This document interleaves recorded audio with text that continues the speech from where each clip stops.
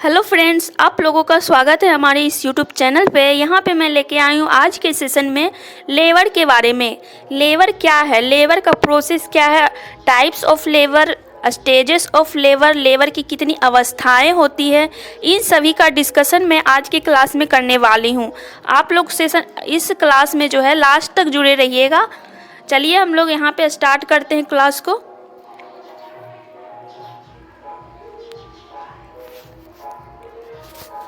यहाँ पे दिया गया है लेबर। लेबर क्या है? लेबर एक प्रोसेस होता है जिसके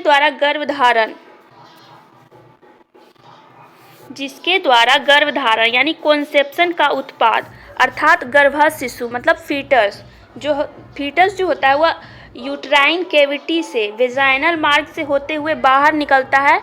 वही जो प्रोसेस होता है उसी को है लेबर कहते हैं। तो लेबर क्या हो जाएगा यहाँ पर? यह एक प्रोसेस होता है। लेबर जो होता है एक प्रोसेस होता है जिसमें कि गर्भधारण के बाद जो कॉन्सेप्शन होता है अर्थात ये गर्भस्थ शिशु जो होता है वह यूट्रीन कैविटी से वेजाइनल मार्ग से होते हुए बाहर निकलता है। उसी को यहाँ पे हम लोग लेबर कहते हैं। लेबर और यहाँ पे दिया गया है सामान्यतः प्रसव की अंतिम मासिक चक्र के प्रथम दिन के 280 दिन बाद। यहाँ पे जो लेबर का जो अवधि होता है वह 40 वीक्स या फिर 280 दिन यहाँ पे माना जाता है। और अगर निषेचन फर्टिलाइजेशन के बाद जो इसका जो हो जाएगा यह 266 दिन बाद यह प्रक्रिया जो होती है वह घटित होती है। मतलब लेबर जो स्टार्ट होता है वह 40 वीक्स बाद 9 महीने या फिर हम बोल सकते हैं 280 दिन बाद यह जो होता है प्रसव की प्रक्रिया जो होती है स्टार्ट होती है। और यहाँ पे निषेचन की अगर बात देखें तो यह 266 दिन बाद यह घटित होती है। यहाँ पे देखते हैं हम लोग, यहाँ पे दिया गया है सामान्यतः प्रसव की अंतिम मासिक चक्र के 40 सप्ताह बाद स्वतः ही प्रारंभ हो जाती है। जो लेबर का प्रोसेस होता है यह जो होता है यह नेचुरली रूप से होता है, स्टार्ट हो जाता है यानी स्वतः रूप से स्पॉन्टेनियस तरीके से यह 40 सप्ताह बाद यह प्रक्रिया जो होता है लेबर का वह स्टार्ट हो जाता है। जिसमें कि हालांकि कुछ महिलाओं में यहाँ पे 37 सप्ताह पूर्ण होने से पूर्व ही प्रारंभ हो जाती है।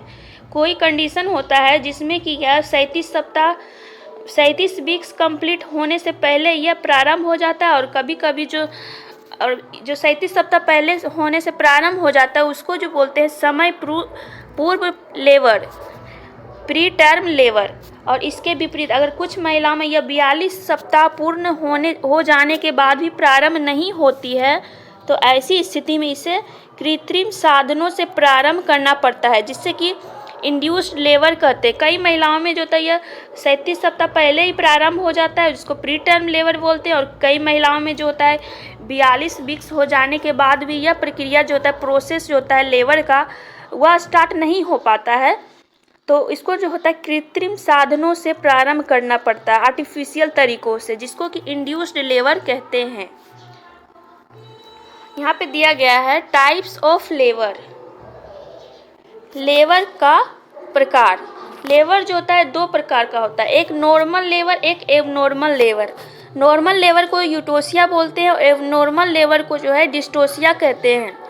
नॉर्मल लेबर जो होता है यह स्वतः ही प्रारंभ हो जाता है। इसमें जो फीटस का पोजीशन जो होता है, ये प्रेजेंटेशन जो होता है, इसमें जो होता है वर्टेक्स या फिर हम सिफेलिक बोल सकते हैं, वर्टेक्स या फिर सिफेलिक होता है इसमें प्रेजेंटेशन। और यहाँ पे एबनॉर्मल लेबर दिया गया है। एबनॉर्मल लेबर में जो फीटस का प्रेजेंटेशन जो होता है यह ब्रिज या फिर फेस या फिर ब्रो प्रेजेंटेशन यहाँ पे देखने को मिलता है डिस्टोसिया में। यह एबनॉर्मल लेबर की कंडीशन है जिसमें कि प्रसव की प्रक्रिया जो है स्वतः प्रारंभ नहीं होती, आर्टिफिशियल तरीके से प्रारंभ किया जाता है एबनॉर्मल लेबर में। और नॉर्मल लेबर जो होता है स्पॉन्टेनियस तरीके से प्रारंभ हो जाता है। नेक्स्ट हम लोग देखते हैं, यहाँ पे दिया गया है स्टेजेस ऑफ लेबर। लेबर का अवस्था, लेबर का जो है 4 अवस्थाएं दी गई है। लेबर का जो है 4 अवस्थाएं होती है। प्रसव की अवस्था, यहाँ पे first stage, second stage, third stage, fourth stage. First stage में जो है 3 अवस्थाएं होती है, latent phase, active phase, transition phase. और उसके बाद यहाँ पे दिया गया है सेकेंड स्टेज। सेकेंड स्टेज में जो दिया गया है सेकेंड स्टेज में दिया गया है प्रोपल्सिव फेज और एक्सपल्सिव फेज। प्रोपल्सिव फेज और एक्सपल्सिव फेज।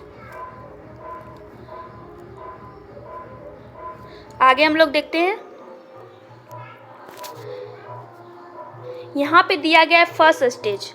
फर्स्ट स्टेज दिया गया है, जो कि फर्स्ट स्टेज जो होता है या ट्रू लेबर पेन के साथ स्टार्ट होता है। फर्स्ट स्टेज जो होता है वो ट्रू लेबर पेन के साथ स्टार्ट होता है और सर्विक्स का 10 सेंटीमीटर डायलेशन, सर्विक्स का 10 सेंटीमीटर डायलेटेशन यानी कंप्लीट रूप से 10 सेंटीमीटर डायलेटेशन होता है, वह कंप्लीट हो जाता है सर्विक्स का।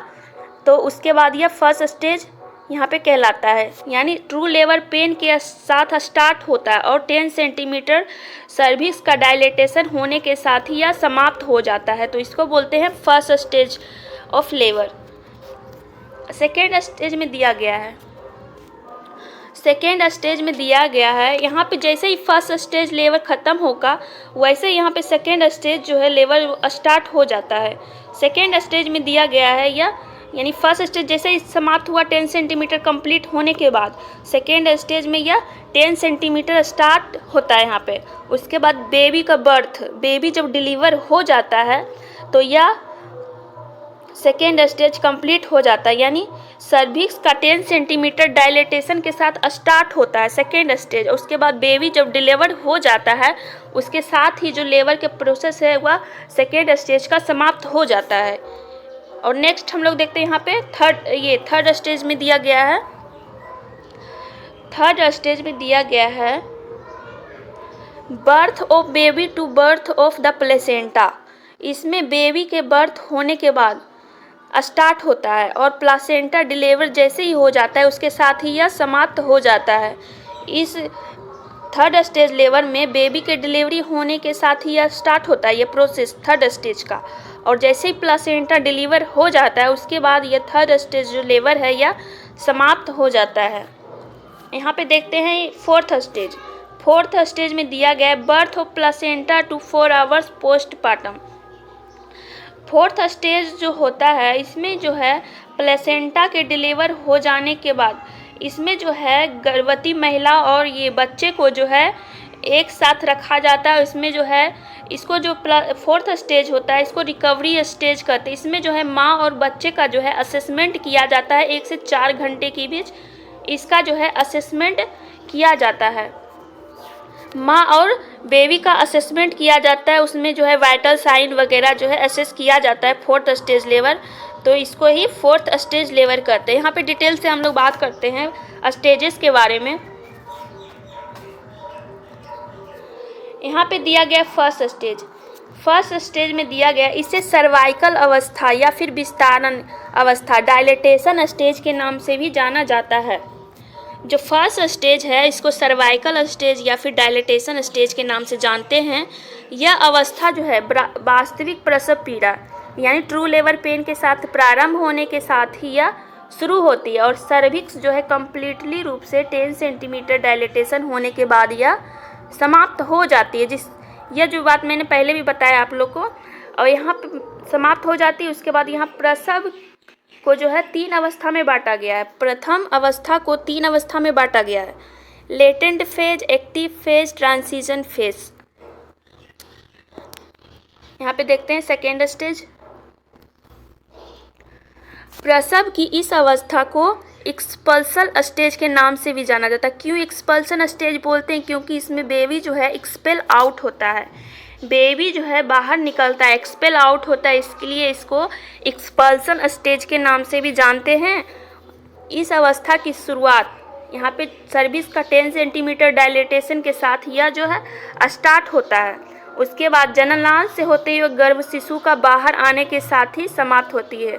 जैसे कि मैंने बताया है यहाँ पे सर्विक्स जैसे 10 सेंटीमीटर डायलेट हुआ उसके बाद यह स्टार्ट होगी। उसके बाद जो है बेबी जो है वह जननाल से मार्ग से यानी यूट्राइन कैविटी से बाहर आने के साथ ही यह समाप्त हो जाएगी, यानी बेबी का डिलीवर यानी बर्थ हो जाने के बाद ही यह समाप्त हो जाएगी सेकेंड स्टेज।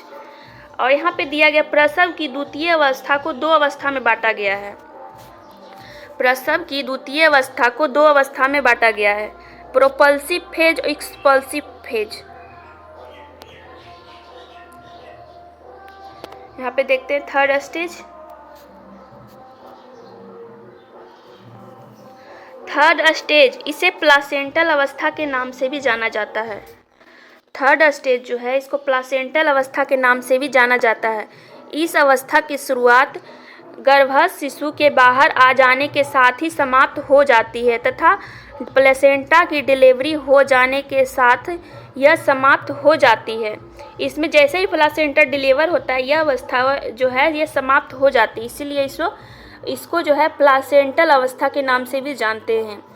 और यहाँ पे दिया गया प्रथम गर्भ तथा बहुप्रसव दोनों में यह तृतीय अवस्था की अवधि जो है वह 10 से 15 मिनट है। ये यहाँ पे इम्पोर्टेंट है, यह इसकी जो अवधि होती है वह 10 से 15 मिनट तक होती है। हालांकि कुछ मामलों में, लेकिन अधिकतर जो है यह 5 मिनट के अंदर ही यह प्लेसेंटा जो होता है डिलीवर हो जाता है। यहाँ पे दिया गया फोर्थ स्टेज। प्रसव की इस अवस्था को अवलोकन अवस्था या फिर रिकवरी स्टेज के नाम से भी जानते हैं। यानी इसमें जो प्लासेंटा का ये फोर्थ स्टेज में जो है माँ और बच्चों का जो है रिकवरी, इसको जो रिकवरी स्टेज के नाम से जानते हैं या फिर अवलोकन अवस्था। अवलोकन अवस्था यानी ऑब्जर्वेशनल पीरियड, ऑब्जर्वेशनल अवस्था के नाम से भी जाना जाता है। इस अवस्था की अवधि लगभग 1 घंटा होती है। दूसरे शब्दों में कहा जाए तो यह वह अवस्था होती है जो प्लासेंटा के बाहर आने के तुरंत बाद से लेकर 1 घंटा या फिर 1 घंटा से 4 घंटा की अवधि के दौरान घटित होती है। इस अवस्था के दौरान महिला की सामान्य स्थिति का अवलोकन किया जाता है। सामान्य स्थिति जैसे वाइटल साइन वगैरह असेस किया जाता है, नॉर्मल कंडीशन चेक किया जाता है। तो इसको फोर्थ स्टेज ऑफ लेबर कहते हैं। थैंक्स।